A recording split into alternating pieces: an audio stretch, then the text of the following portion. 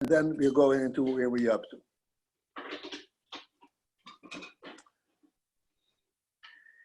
The principle that being discussed is, I hope that we can focus in and understand the phenomenal question over here. How does Makif affect the world? Makif cannot be mislavish, cannot be contained, cannot be understood by the world. And yet, Makif must have an effect on the world. The whole highest in the world comes from its relationship to the Makif. And again, we already discussed the term chayus. Chayus does not mean only its ability to move around, the life element. Chayus means the whole reality of its being is called chayus. And we discussed it yesterday, and I hope it registered.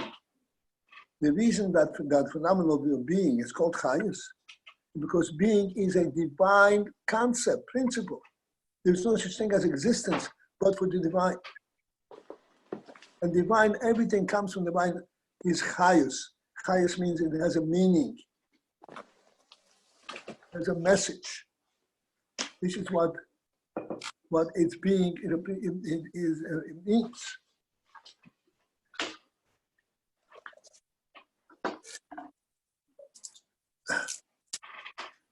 Crap.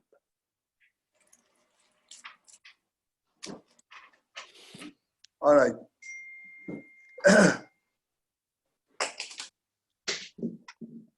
So, we'll start again. Samachalab on the end of that line. So we said in Amatzeach Hashmin, it's the beginning Odom Kadmon. Odom Kadmon means the pristine man. What is it allude to Odom Kadmon? It's alluding to the principle. How Odom means that which knows everything. That's what Odom is. In contrast to Hamer, which doesn't know what's going on around itself. Odom knows everything around itself. And Odom Kadmon means the Odom, the knowledge as it is prior to everything coming into being. It's mean Kadmon. This Odom Kadmon is clearly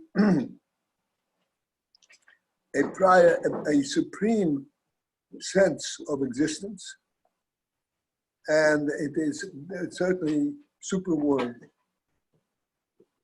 Because in world, everything begins with existence. The identity. So we say it, Odom Kadmon, which is the Makif, which is above identity. At the end of that line, Hagam Oldo, Shereshai Obehi Slap Shudu B'chinas Eipnim. That Odom Kadmon is not Shayach. Not Shayach means it's inapplicable. Speaking of Odom Kadmon, it's inapplicable to speak of it that it should be mislavish and it should be contained in Oipnimi. Oipnimi means in Akedi. Akedi means that which embraces and identifies all the dimensions of an object. That's Akedi. You put water in a cup. The water is the same as in the big lake, big ocean. But water in a cup is the same thing, the same water, and you identify its dimensions by the cup. Because the water is now contained in a cup and it has a dimensional identity, this is why you can now drink this water. Because to jump into the lake and drink is not possible. This is why this becomes now functional or drinkable water. This is called oil bikeh. Odom Kadmon is a makif. In our moshel, this would be like the big lakes, the big ocean, open open being, without any dimensions, which cannot be grasped, cannot be conceptualized.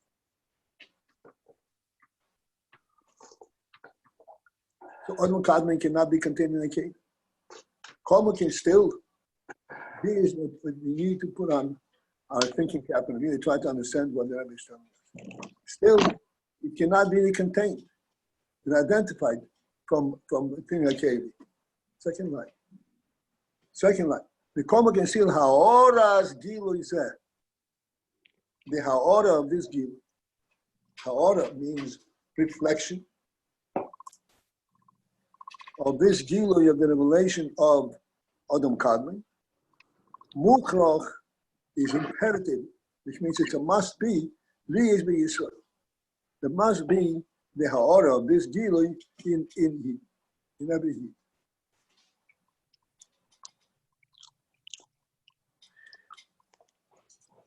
So let me put this in perspective. What is the Rebbe saying? Everything is created, comes from the Maki, from Adam Kadmon, and eventually it becomes a mitzvah in the world. What is the ha'ara of this gilu of Adam Kadmon that is uniquely present by Yidden and not present in the rest of the world?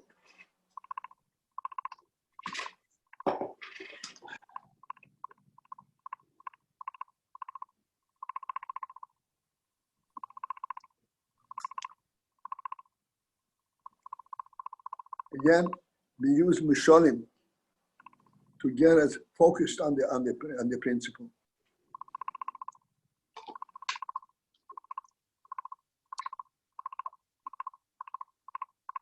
The Mishalim are very simple, down to earth, but it enables us to get into the concept. A carpenter builds a table. Yes, someone can hear you. Do you hear me? Hello? Yes, could someone please mute their phone? It's playing weird noises. Thank you. Okay, very good.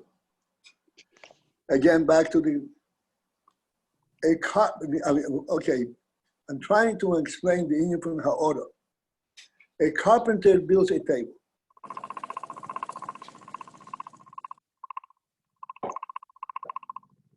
It is clear when you see a table that this table was put together from pieces of wood, and it was put together by human being, principally. A talented human being who put together this table.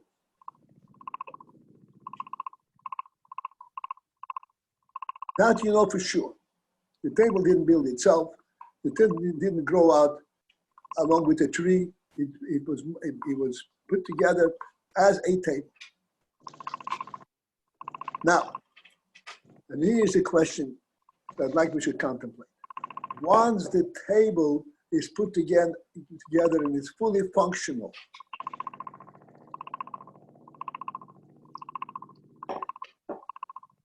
what are you relating to when you sit by a table? And here's the question. Are you relating to the table as a finished product? Or are you relating to the table as being made by the carpenter?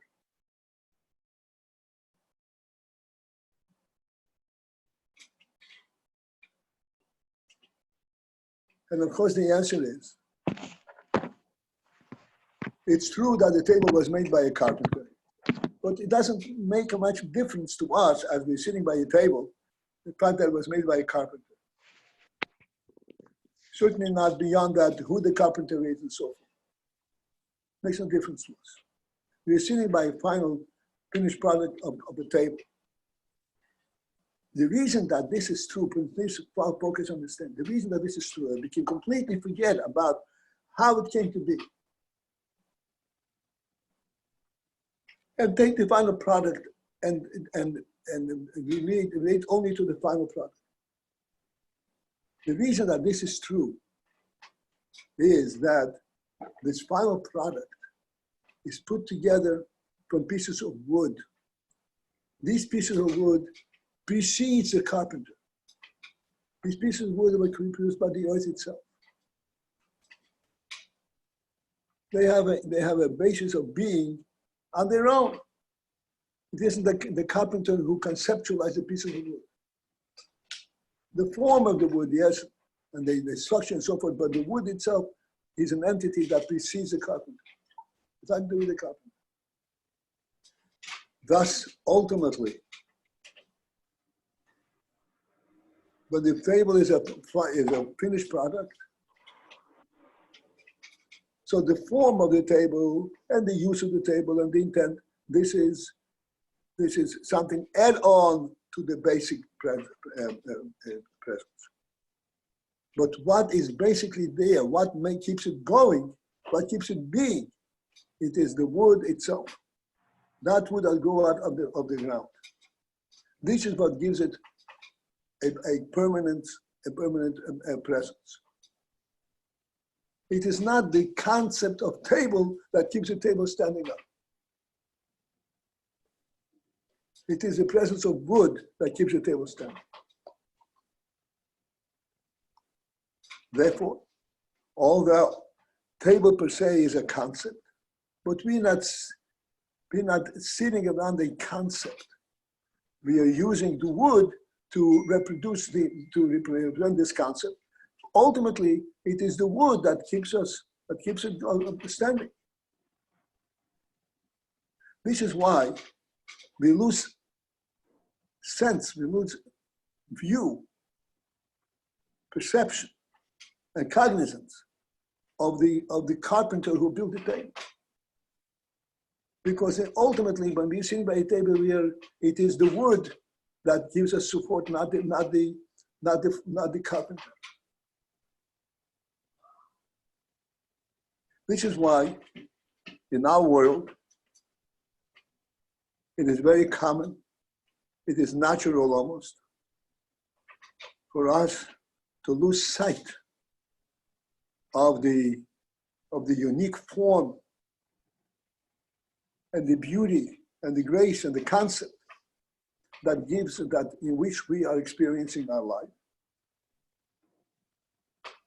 Because ultimately, it comes down to the very basic, the lowest level, the physical presence, which is independent of the carpenter.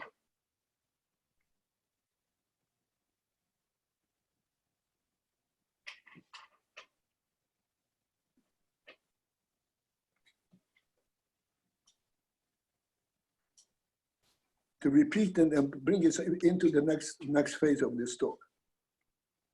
Rabbi Paltiel? Yeah. In this mushal, the carpenter is the Eibishter?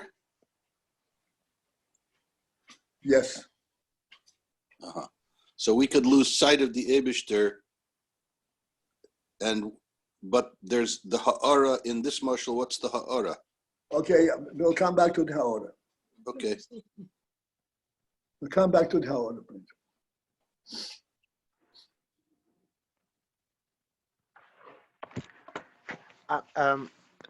Aren't we saying this is, I mean, I'm not saying different, but in the terms what in the Mama is this the Udam Kadman?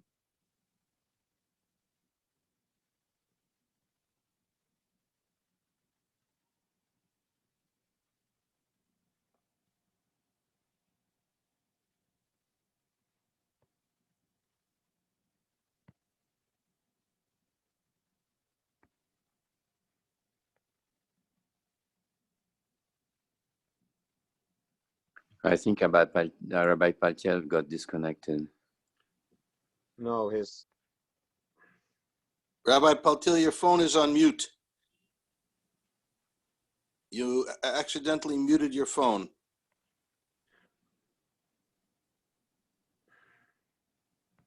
Am I back in?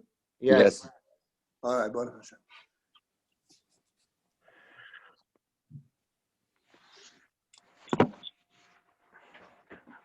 I was asking, in the terms of the Mama, it's being used Udam Kadman. I know it's not different, but I'm just. Okay. I want to ask everybody to please be responsible when you're distracting everybody from what we're talking and you're going into your own thing. Be responsible. Think yet it is worth it to go there. If it is just a nuance that you're curious about, please don't interrupt the shir for that. If you feel that this will increase, this will enhance our understanding of what we're learning, absolutely go ahead. Okay. I put it on your responsibility for your questions.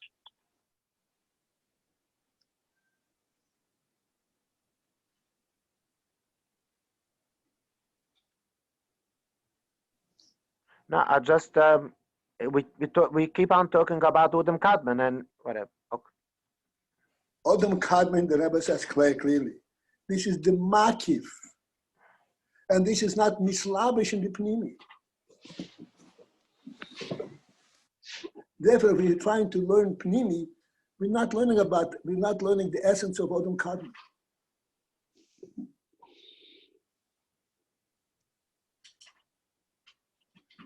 A ha'ora of Odom Kadmon, a ha'ora.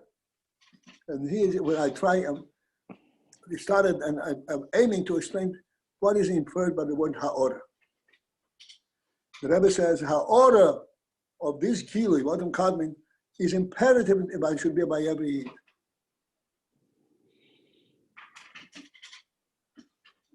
And that's what I was started to explain.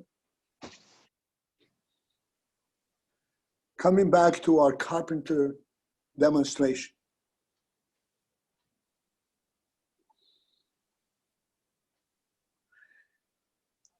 I'm not going to repeat the whole thing. You know what a carpenter is. A carpenter took pieces of wood and put together a table. And when we're sitting by the table, we're sitting by the wood that provides for our use of the table. It is the wood that continues to stand firmly, and this is what enables us to use the table.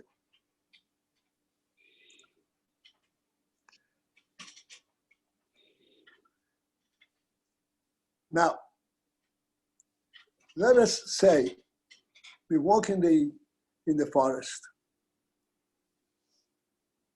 and we find broken trees falling down, and we found that certain trees or rocks that are so shaped by weather and so forth that you can sit around it and put a book on it and sit around. And it's comfortable. You can sit around and learn on this piece of rock. My question is, when you're sitting around the rock, compare it to sitting around a table built by a carpenter.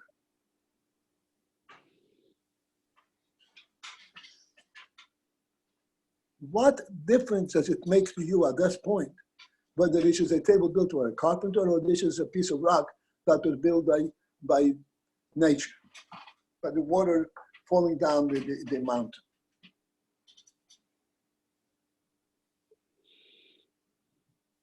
So I'm sure that everybody will immediately realize it's a big, big difference. Sitting around the natural table, so to speak, the rock that was cut by the water, by the weather, is unnatural.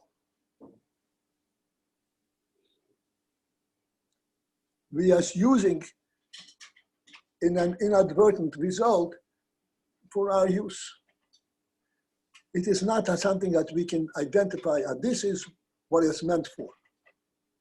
We cannot really refer to it as a point of reference.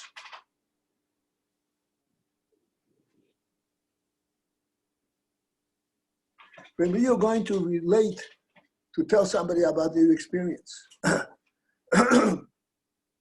about your learning experience, you will say, I was sitting and looking in the book. The fact that it was a rock that held up this book does not contribute to your learning experience.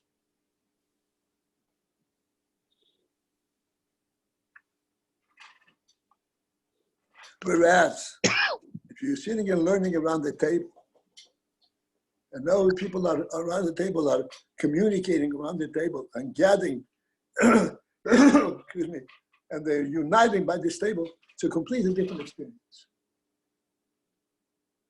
Then it is called that you're learning b'chavruso. You're learning with a gathering of people. And all these people are gathered and brought together around this center, the central point of the table.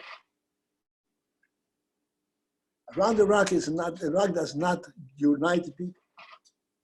We're just using inadvertently an opportunity.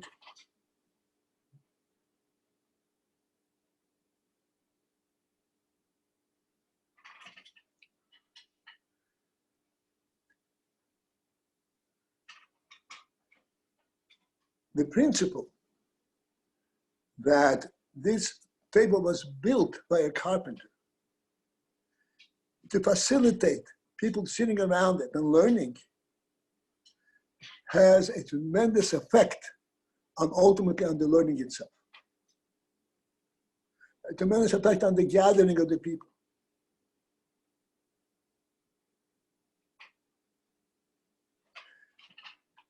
This is what's called the gilui, the expression of what was intended with this whole structure.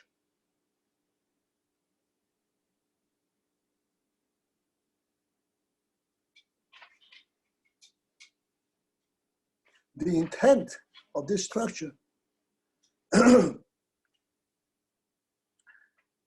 intent is always very pure. It was not contaminated by circumstance, by difficulty, intended the way it is, conceptualized in the mind. That intent protrudes out and is recognized on the final product.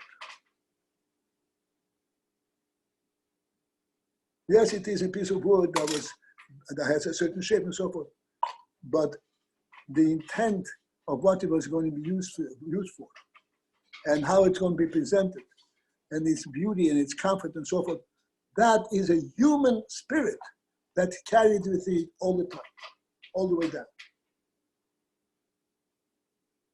Although you're actually sitting around the physical table.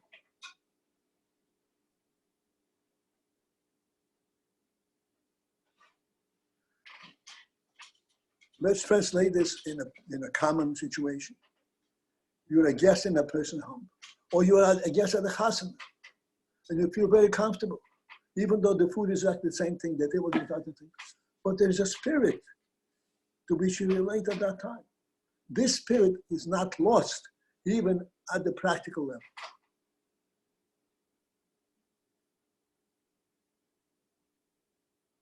It would be lost, however, a person who is not sensitive to human interaction, to human intent, a person who is only interested in the food, makes no difference who served it and how it came to him. This is a very lowly person, and this is, by him, the human aspect is lost. But normally, the spirit that brought it together stays with it for a human being.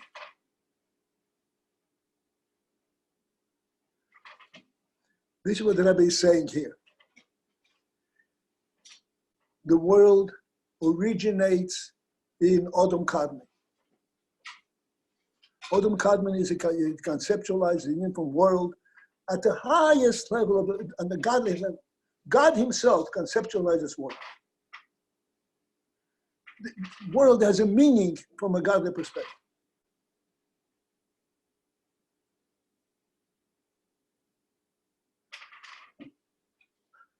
However, once it becomes world, this inyan, that this world begins at the divine concept, perception, is lost to the rest of the world. Little animals don't care how it came to be. And even human beings, other than the Jewish people, are also not sensitive to it. Israel, who are by nature sensitive to the godly element, not only are they sensitive to the godly element, but they seek it out. They don't want to live in a world that is worldly per se. They want to live in a world that is godly. What am I here? What am I interested in this? I'm interested in this because this is God's world. Just like in an emotional of a guest. A guest who doesn't care who his host is this the other situation. But normally a guest, a sensitive God, he does relate to his host. Makes a difference to him. Who prepared the food and how it's served.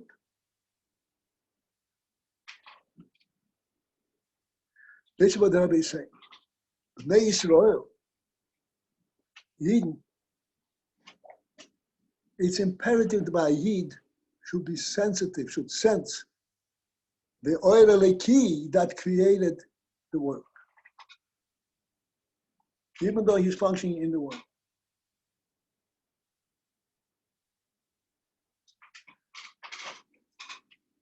And this is what Ha'ora means. Because ultimately, he also functions on the worldly level, equally to all other creatures. A table is a table. But a Yid, from the table, in the table itself, he is focused on how it came to be. Because that's what the Jewish, the Eden sensitivity is. What is the intent? And the intent of the creation is a divine intent. Why did Abishai create the world? He wanted to reveal godliness at the worldly level. So therefore, what we are looking at the world is not world, but the godliness that is expressing on the worldly level. That's what a Yid is. A Yid is looking for the godliness that God wanted to express to the world. So even though he functions in world, but he's not interested in the world aspect, but in the godly element that world can express.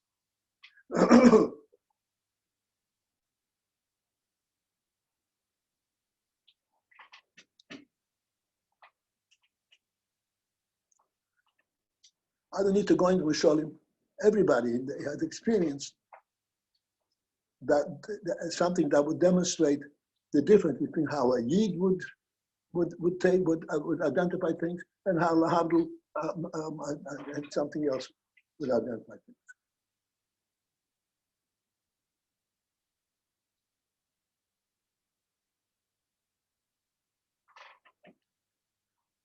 And this is what the Rebbe is saying. By Yid, not only that which expresses itself on the practical level, the way it's presented and so forth. The very principle of existence. The very principle of existence. He does not take existence for granted. In other words, he's not interested in the existence as it expresses itself on the worldly level. By him, existence itself speaks of the divine presence that brings existence, that identifies existence.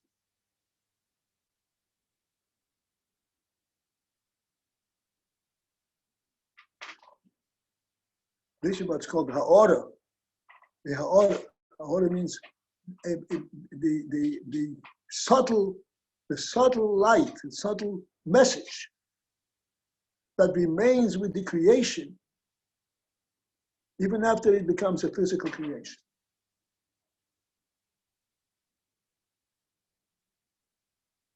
And this subtle message is a message coming from the very source of existence, Olam Kadmon, of the conceptualization of the creation.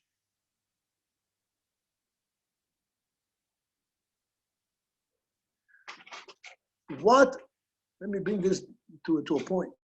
what in fact was conceptualized on the divine level in the creation.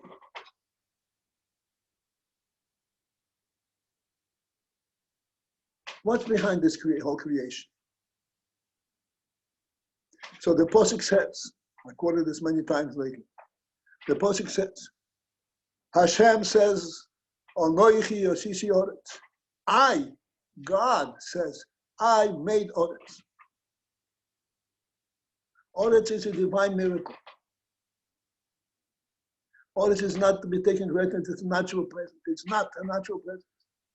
Even though it's put together from rocks and stones and so forth.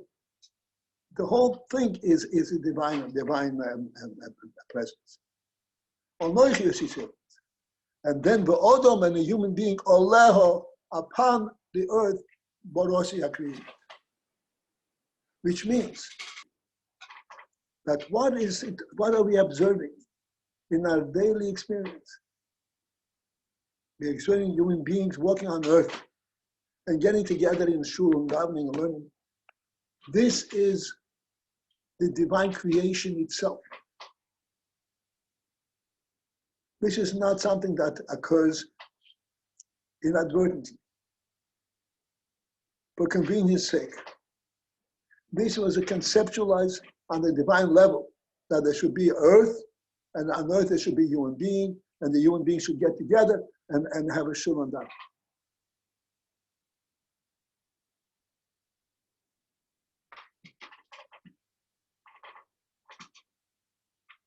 This sensitivity, despite the fact that it turns out to be a physical shul on the physical world, earth, and everything in the shul is built from physical pieces of wood.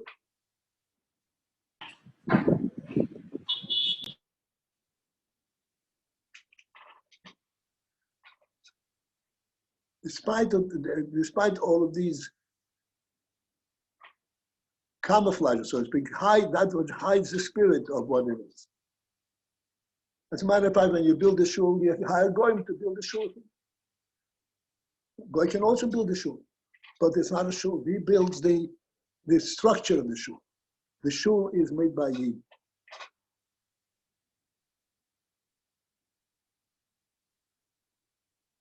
That's why there is a principle in halacha, it says that whenever Yidden gather together, they should have a place that's called a mokim kovua. You can daven any place.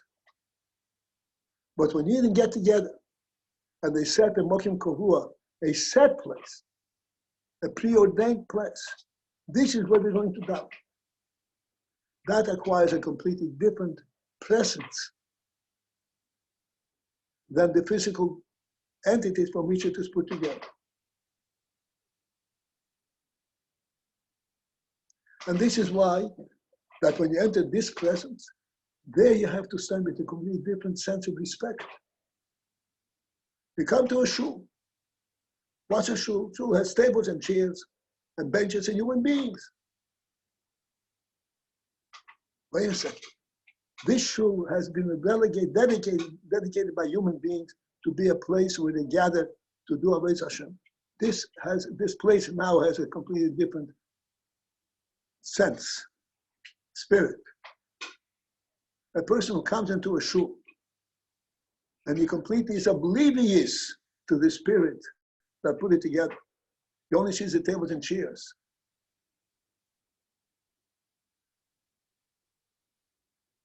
He is lacking this human sense, certainly lacking the uniquely Jewish sense. Respect.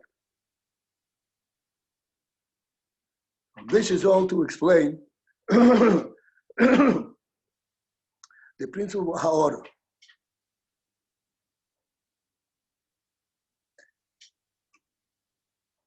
Okay, now we're going back inside. It's 1 minute to 9. What? 1 minute to 9. 1 minute to 9? Do I have to terminate now the shiur? Yeah. Wait a second. Hello. Nobody's rushing. You can continue as much as you want. Not 1 second. 9 o'clock, not 5 minutes then. Oh, it's 9. It's 9 o'clock right now. Oh, You can continue as much I'm as asking you you, want. as far as I'm concerned, I can sit here till midday. I wish I could. We can finish Please this do. union. Okay, so people will drop out. They're Tomorrow, all dropping out. They're all dropping out. There's nobody there. I don't want to talk to the camera. tomorrow will be 8 to 9. You have all right. tomorrow all- will be, what in 8 to 9? 8:15 is the starting time? No, When is no, the- we're changing it. One 8 to second. 9. 8 to 9. 8 in the morning to 9. Is that okay? Oh, from Fine. 8 o'clock to Okay. 9 o'clock. Okay, very good. Okay, fine. We could also Alright. discuss on the WhatsApp. On the WhatsApp group, we could talk about the share. So